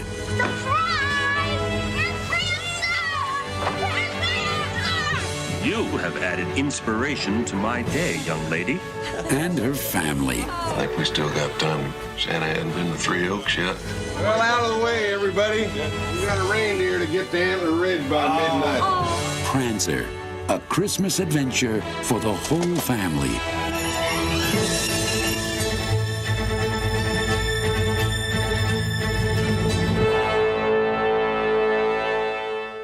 Our final discussion. We're back into the kids' movies. And I was surprised you said you had never seen this movie. So you have just been curious about it for like years? I wouldn't say I've even thought about it very much, but I knew it existed. But yeah, no, I've never seen it. I don't remember even hearing anything about it, really. I mean, I have seen it. You know, it's just been so long. And as we say, if you haven't seen something in like 30 years, then you might as well have not seen it. But, right. But there was some like things that came back to me as I was watching it, even though I didn't remember every little thing. But yeah, this movie, it's out there, but it's not like in that top tier rotation of Christmas movies, as many aren't. But we're talking about the 1989 children's film Prancer, directed by John Hancock, who's known for signing things. Written by Greg Taylor, starring Sam Elliott, Rebecca Harrell, Cloris fucking Leachman, Abe Vigoda, Michael Constantine, etc., etc. Cinematography by Misha Suslov. We're in a little town in Michigan where it's all snowy. We meet Jessie, this shrill, weird kid who can't sing. But she can sing loud. But she can sing loud. And I don't think she sounded that bad. She was just loud. She's just a child. She was a cute kid. I liked her. She was a cute kid. Like, as far as her in this role, I think it's a little underrated. Yeah. I know this movie isn't like... They made a direct-to-video sequel called Prancer Returns, like in 2001. Oh, a couple, actually. There's issues with this movie, for sure, in terms of how it's made and everything. It's kind of not like... You know, I think the editing... The overall editing and stuff is a little mid. Yeah, I think we could have cut out probably like 8 or 9 minutes of just people... just like reading papers and stuff. Yeah, reading newspapers, walking around. But the cute kid and like that scene with the dad near the end, I really did enjoy that. But Jessie's this shrill kid. She's at the Christmas pageant. She's loud, but no parents are there to greet her. And I thought for sure, I know Sam Elliott was in this movie. I remember that. And she goes home and her dad, they live on a farm and her father's stressed about being broke. She's like, are we going to starve? And he's like, no. Apparently it's, they have apples on this farm. So he mentions like, we'll at least be eating apples. He's like the Bubba Gump of apples. But he also has like livestock and stuff. It's just a farm, but things are tough. Yeah. And she's walking through her little town with her friend Carol. And they see Santa's reindeer decorations across some city lights. And she starts doing I almost said Nightmare Before Christmas.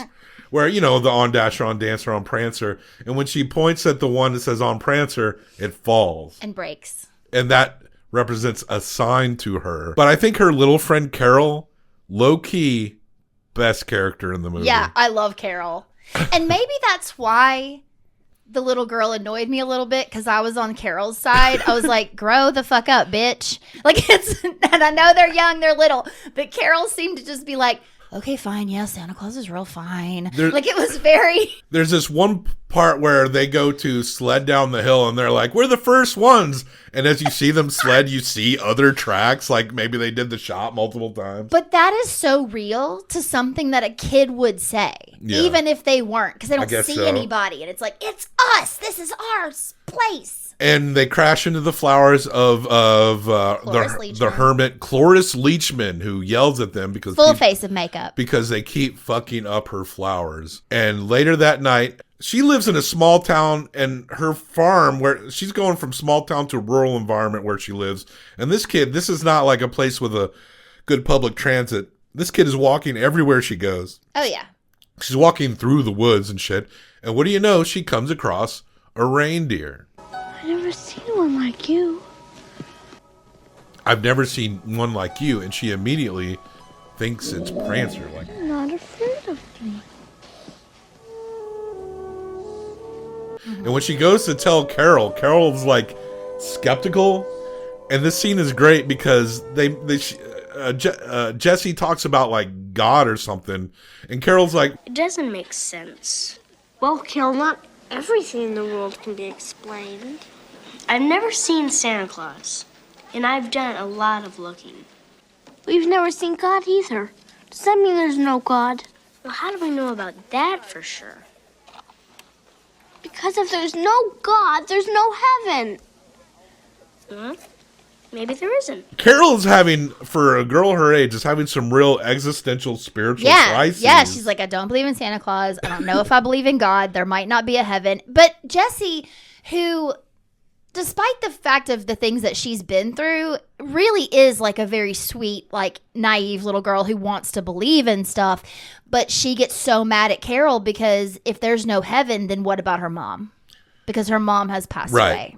There's always got to be a dead parent in there somewhere.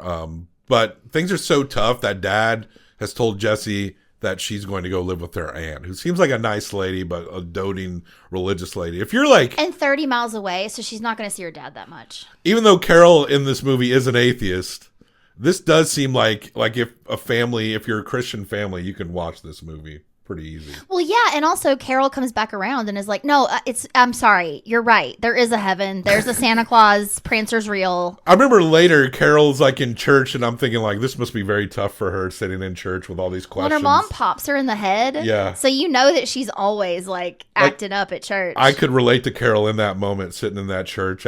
She's probably torn with existential questions. Yeah, she's like, why am I here? Like, why? And the parents are just... They don't want you to ask any more questions that they fundamentally cannot answer anymore. Prancer comes back around and they see Prancer on the road as his dad picks her up because she's never doing anything her father says. You understand why her dad is mad at her all the time. Yeah, she doesn't listen. She doesn't listen at all. But they come across the road and they see Prancer. Prancer's injured. He's been shot. And Dad is going to put it out of its misery. Which is what you would do. But the daughter tries to stop, and as she's trying to prevent him, Prancer disappears. After his eye twinkled. Yeah, his eye did twinkle. Which should have been a clue to me that I was going to be disappointed later. Go ahead. Well, Prancer comes back to her when she's by herself, and she lures the reindeer with Christmas cookies.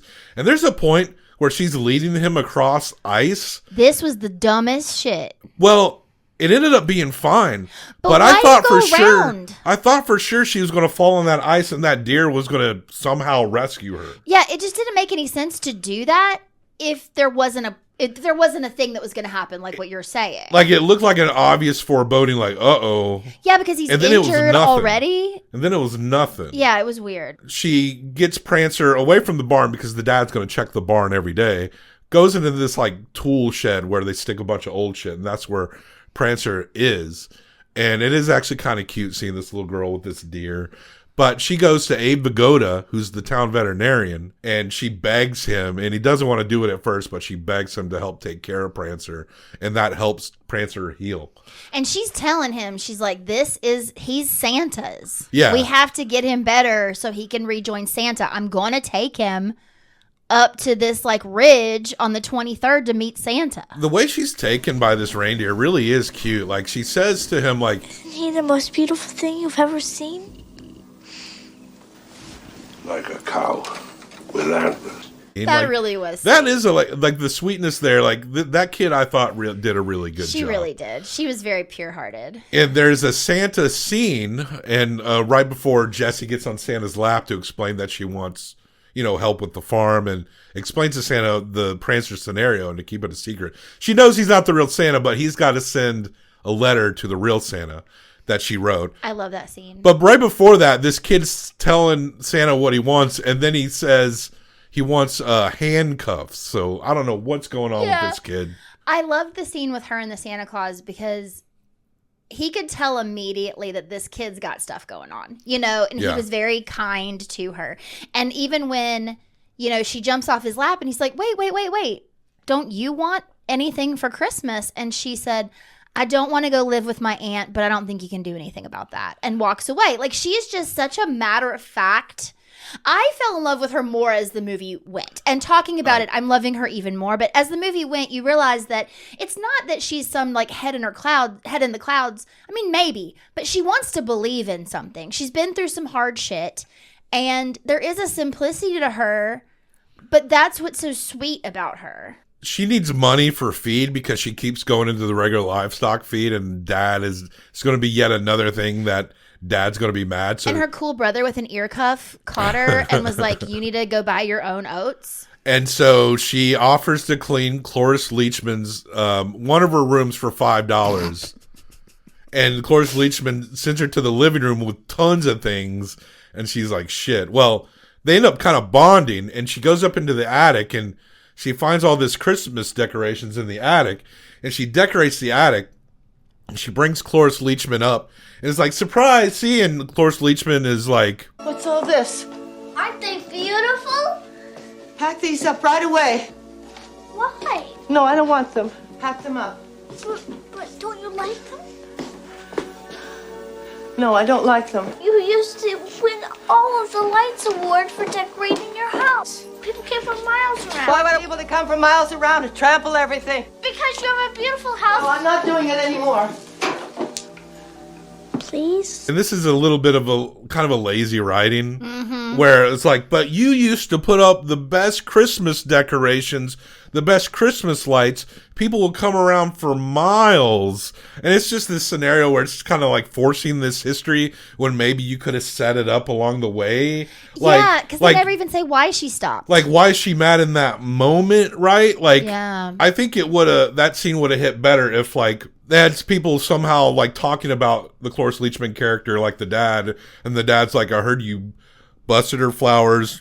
You know, she's been having a hard time these last 5 years. And like, yeah, whatever. she's having a hard time. And then maybe Jessica be like, but she used to love Christmas. She used to decorate the hell out of her house. She's like, well, hun, sometimes things are hard, which is kind of a lesson of the movie. But without giving us a real good backstory for Cloris Leachman, I'm interested in that character. But we do see her like come to church and have like a little awkward like reintroduction to that. She kind of likes Christmas again by the end. That shit is so funny. We see her going to church, but she's acting so fucking confused that people are singing hymns. And she goes and sits on the front row, and I guess she like doesn't know the song. She's like, well, she's just like baffled. Like, yeah, she's like, the way she reacts is like stupid because you used to be into all this shit. I know you know. Look, I'm not a religious guy. I'm not. Yeah. If I go to church, I'm not gonna. And people start singing hymns, I'm not gonna be like, what's going on? And then this little kid hands her his candle.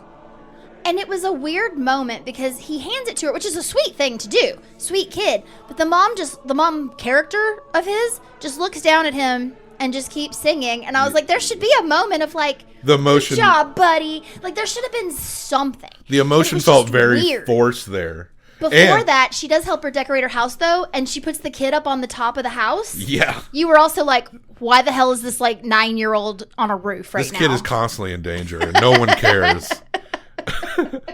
But when she's like confused in church, like I thought that was so funny. It's like it'd be like going to the hospital and like, why is there all this medicine in here? You know, it's like I know. You know what they do in there. Also, like you got there late. You're coming in the middle of things. Like it's fine, but just roll with the punches. Well, the Santa drops the letter off to the local paper, and they want a feel-good story, so they put the story of Prancer in the papers. And everyone in the town knows. Because he prints her name.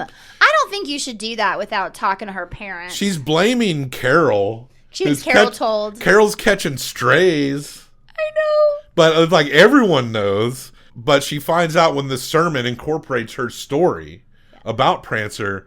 But the dad's not at church. Classic dad move. Everyone's going to church and the dad stays home. And so there's this drawn out scene that's supposed to be cute. I mean, it's kind of cute, but it's really long, where he's reading the paper and you see Prancer walking around the outside of the windows because he's gotten out, and he's going out and he's like, the cows are getting out, and one of the cows' name is Janet. Whoa, Janet! Janet. That was so good. He's like, Janet? Listen, I could look at Sam Elliott, especially from this time period, but the scene was too long. He was just reading the paper and not reading the part he needed to read. So people start showing up at the house, and that's when Dad realizes what's going on. And when he realizes, Prancer ends up going into the house as he goes outside to confront, to see what's going on. And it's so funny because Prancer's outside at this point with kids, and the dad comes out with the gun to shoot Prancer. Got a gun! And someone yells, he's got a gun! Like, Sam Elliott's going to execute this deer in front of like this family. I thought, I don't know if that was meant to be funny, but I just thought it really was. I think it was really funny. I also, he can't do it in front of all the children, but he is thinking this is a wild animal. But then he sells him. And also he thinks that he's eating all his stuff as well, which I guess he was. He sells Prancer to a butcher named Herb Dwyer, but Herb's not going to kill him. He just puts him in a cage so everyone can come see him and pay money to see him. His side business, I think, is selling Christmas trees. And the little girl is like, Prancer's gone, and she's like, without Prancer, there's nothing left for me in this town. She packs a bag. She's going to run away. Well, she's going to go break Prancer out, and they're going to run away together.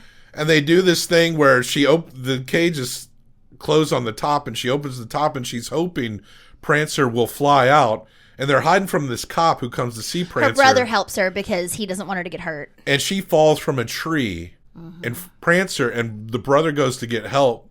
And Prancer breaks out. He doesn't fly out. He's strong. He punches his way out of the cage. He is pretty much healed at this point. And in a cute scene, he lays beside her to keep her warm. That really was really, really sweet. So she wakes up. And she's at home. She was injured, but she's at home now. They say her vision is blurry, so she probably has a concussion. Her little eyes are dark. But she's disillusioned. She's like, he didn't fly out. He's just a deer. But the dad now loves Prancer because it protected her daughter. Yeah, and then he also realized, like, hey, I've not been spending enough time with my kid, and I do love my kid, and I need to figure this out. And so he talks to her about, we're going to do stuff we used to do. They don't say when Mom was alive, but that's definitely what they meant. And then he tells her, I got Prancer back. And she loves Christmas, so she had this Night Before Christmas book. And he reads the passage to her. It's her favorite part. And it really is a very sweet scene. It's my favorite scene in the movie. But there is a veil covering the unseen world, which not the strongest man could tear apart. Only faith, poetry, love and romance can push aside that curtain and view the beauty and the glory beyond. It is. He starts crying. Sam Elliott's very good in this. Like, this is probably like, it is the best scene in the movie. And he's reading lines from this story, and it's very beautiful. It's like, view the beauty and the glory beyond and stuff like that. And it's really nice. But her original plan was to take Prancer to Antler Ridge, so on Christmas Eve at midnight, so Santa could come and get him. And that's what they're going to do. They had thrown a surprise party, so there's a lot of people there. So everyone's just kind of there to support Jesse and Prancer and Carol, who's eternally confused as to why Jesse was ever mad at her. But they go off, and they leave the brother behind. You figure this would be like a family event. But they go up to the top of Antler Ridge, and Prancer... He starts fucking running. He starts running, and then Jessie follows after Prancer's out of sight. And when she runs up, she realizes it's the edge of a cliff. She sees his reindeer footprints going off the edge of a cliff. And, like, it's the only place he could have gone. And she's like, if he fell, there's no way he could have survived. But they don't see any evidence that he had fallen. Yeah, and Dad's like, maybe he flew. And of course, in probably one of the more predictable moves of the movie, Angela's mad at this scene. I'm not mad, but I wished it. Okay, what I wish would have happened, and then you can say what actually happened because it's much longer.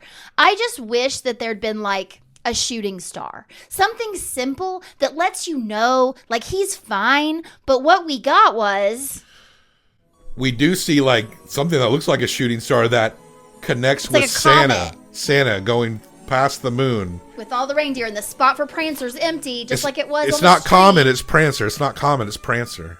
I know, but it's not common. It's Prancer. Yeah, okay. And Prancer links back up with Santa and his 8 reindeer, and they fly. Santa's real. We saw Santa. I didn't want to see Santa. The thing about these movies where it's like everyone's talking as though Santa's fictional, but the kid believes. And then at the end of the movie, this is a trope for children's Christmas movies. Yeah. At the end of the movie, turns out Santa is real. The implication there is that Santa is real and never does shit for anybody. Yeah. Yeah. He's real. Yeah. But what's he? I think he's just cruising because imagine you're Sam Elliott and you look into the sky and you see that Santa's real and you're like, why didn't he ever come to my house and give my kids gift? I had to like... Yeah, I have no money. I had to sell fucking Janet the cow to afford presents this year. This motherfucker's real? Exactly. So every movie that does that is essentially a condemnation of Santa. I guess everyone's on the naughty list in these Santa is real movies. It's like Santa and the Devil. Do you remember that movie? Yeah, we talked about it last year. Santa and the Devil last year. Santa Claus versus the Devil. Where the mother is like staying up all night to make this one little doll, and this girl like believes in Santa so much, but it's also, what'd Santa ever do for her? Mm-hmm. Now, this movie, I don't think overall in the cinematography and the editing is necessarily like impressively made.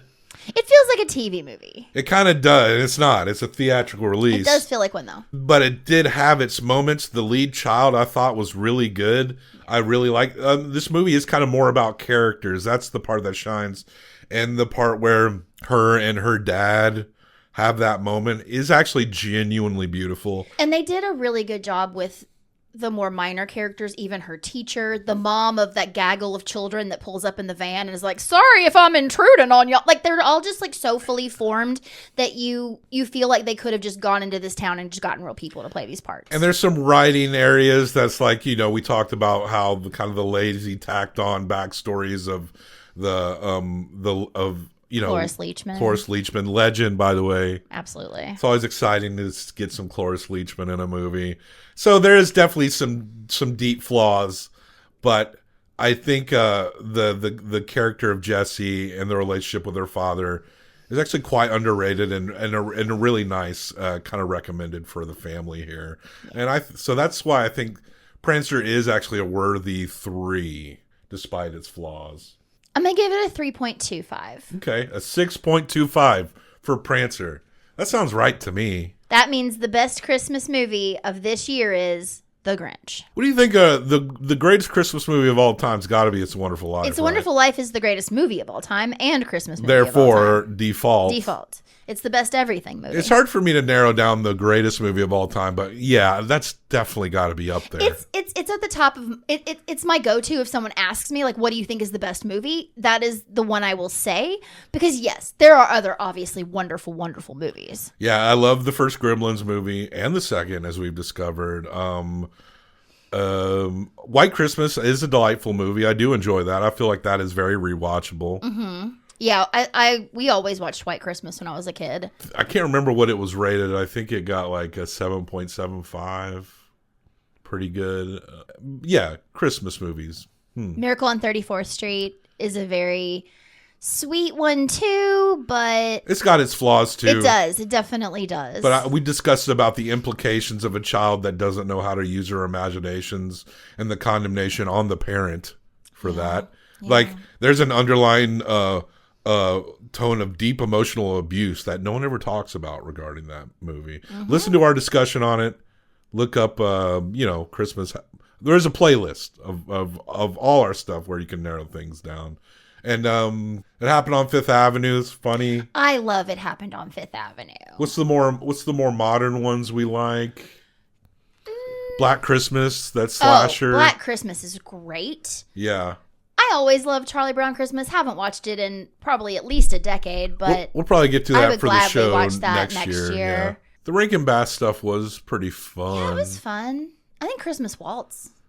The Lacey Chabert. That was like the best of those. Yeah. Yeah, I had fun. I had fun talking about those movies. I still loved watching Ernest Saves Christmas. I have always said that's my favorite Christmas movie. It's a Wonderful Life is 1000% my favorite. It is. Christmas I movie. think it is. That is the most solid. I think of all the movie takes, that's the most inarguable, I think. Absolutely. But as far as just like fun, goofy, I really still do enjoy Ernest Saves Christmas. We haven't got our ticket to go see It's a Wonderful Life. I don't know if we've got like the good start times. I don't know. We'll have to check after this. I mean, we may have to watch it at home this year. We'll see. We'll see. But we will watch it. That said, that's our holiday. The most wonderful time of the year. 5 movies, 1 not a Christmas movie, but it fits. It fits right in. And our next, before we leave the year, we will be talking about the last 3 M. Night Shyamalan movies. Which are the Avatar one. The Last Airbender. Airbender. So it's his first 2 movies before he became this twisty man. His first movie, Praying with Anger, and it stars him. Oh, God. That's his directorial debut. Of course it does. I mean, this is like his student film, essentially. Yeah, I know. So you got to be in your student film. You're not going to you don't have a lot of money. But he had a movie in 1998 starring Rosie O'Donnell called Wide Awake. It's a comedy drama, and it also stars Kerry Woods, Dennis Leary, and Dana Delaney. You remember Dana Delaney? I used to have a crush on her when I was a kid. I'm trying to picture. I know the name. And The Last Airbender, which is a very maybe one of his most lampooned movies. His most like, what the fuck is this movie? But we don't have any emotional. I understand the anime, the manga, and I know people love it. It's a very generationally beloved thing. But we have no expectations. So maybe we can find something good about it. Maybe. I was going to say this movie is very polarizing, but it's not even very polarizing. I feel like it's just pretty widely hated. But yeah, we're going to go in open mind because we don't have any source material. I think it's like, I've just never heard anything good about it ever. Yeah. Ever. And so I think I've said this exact same thing before, but it's like, it's the question of, is it going to be better or worse than After Earth? Because that movie sucked ass. Is it better or worse? Well, before the end of the year, we'll let you know with these 3 deep cut M. Night Shyamalan movies to finish off our year of getting it twisted with M. Night Shyamalan. And at the end of that episode, I will reveal who our director that we're going to discuss all their movies for the next year. And I'm torn between Catherine Bigelow. Oh. Do you even know who that is? I do. Go ahead, explain. Name a Catherine Bigelow movie. We've discussed one. You know what? Just never mind. I think it was just because I said a woman's name, and you were like, ooh. Catherine Bigelow directed After Dark, and also directed Point Break. Oh, yeah, okay. And she also directed some military propaganda films in The Hurt Locker and Zero Dark 30, which won Academy Awards and shit. So she's a little controversial in that sense. Yeah. And Hurt Locker, I don't know. I don't think that was a bad movie, but like that movie was a lot more ridiculous than people really paid. The only movie that you just said that I would be excited to watch again is Point Break, just because I know people love it and I don't remember it. I think she got about 11 movies out there. Ex-wife of James Cameron. Yeah, I did know that. But the other guy that I might pick is another guy who's got a lot more action movies under his belt, John McTiernan. He directed Die Hard, The Hunt for Red October, Predator, The 13th Warrior, which was one my friends and I were into, but he ran out of Hollywood. There was some kind of invasion of privacy He hired someone to wiretap someone allegedly. Oh my God. For divorce, for some, I don't know, but it got him run out of Hollywood. When I read about it, I think we'll get more into it if I do pick him, but it was kind of strange. Like, it seemed like something that maybe he should have some kind of legal ramification for, but I don't really get why he can't direct movies anymore. But yeah, just John McTiernan. So, well, I haven't decided between Catherine Bigelow or John McTiernan. You know, I noticed that you conveniently left off The Last Action Hero. Yeah. I don't just know that. I did see it on the computer, but that would be our first Arnold movie, I believe. I've never seen that movie. Oh, really? Yeah, I've never caught that one. We should be having this conversation on the next episode.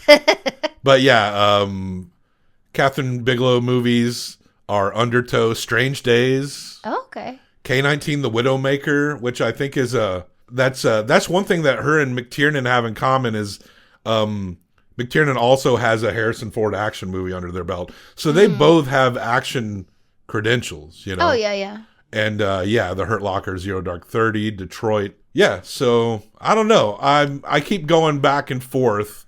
They have some crossover similarities, but yeah, I think Catherine, the thing that might make me pick Catherine is that she has like one less. I mean, they have about the same amount. We've already watched Near Dark. Yeah, so we don't have to watch that one. Will it be Catherine Bigelow or John McTiernan? I don't know. Maybe weigh in the comments if you make it this far to the end of the episode. Weigh in on the comments. And that said, we hope you have a happy holidays, a Merry Christmas, a Happy New Year, Happy Hanukkah, whatever. We love you. We love you. Thank you for watching and listening to the Projectors Podcast. You can help us out by subscribing to us on YouTube or your preferred podcast listening application where we have hundreds more film discussions. Though our more recent episodes will be spread out, we are currently reposting episodes of our very first film podcast called Documenteers, in which we discuss documentary films.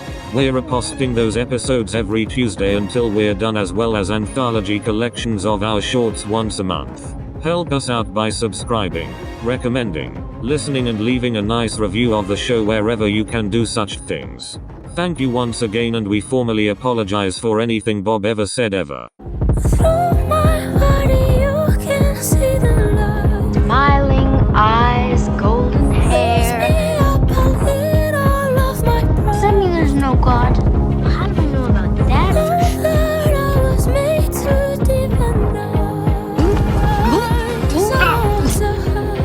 I must stop this whole thing.